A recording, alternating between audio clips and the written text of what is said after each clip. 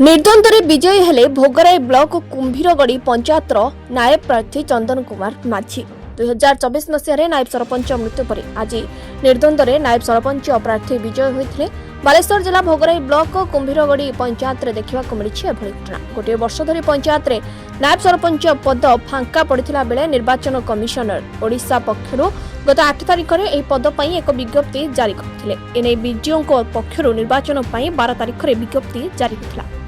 एने प्रशासन उपस्थित आरंभ होता निर्वाचन प्रक्रिया जो केवल नायब सरपंच पद पर वार्ड मेंबर चंदन माझी प्रार्थी नामांकन दखल करते वार्ड मेंबर प्रार्थी दखल करते भोगराई गोष्ठी उन्नयन अधिकारी चंदन माझी को विजय घोषणा करते आज नायब सरपंच भाव निर्वाचित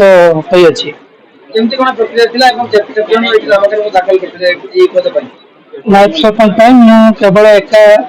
प्रार्थीपत्र दाखल करते निर्द्वंद्व नायब सरपंच भाव निर्वाचित बीजेडी दल समर्थन निर्वाचित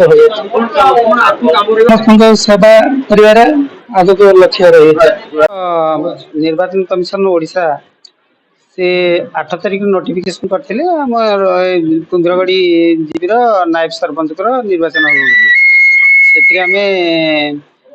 12 तारिख नोटिफिकेशन कलु समस्त पंचायत वार्ड मेंबर नोटिस होता से माने आज है निर्वाचन में मात्र जड़े नॉमिनेशन दाखल कले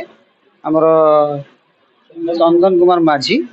से सही सर्वसम्मति क्रम जेहेतु हेले निर्वाचन नहीं से मनोनयन है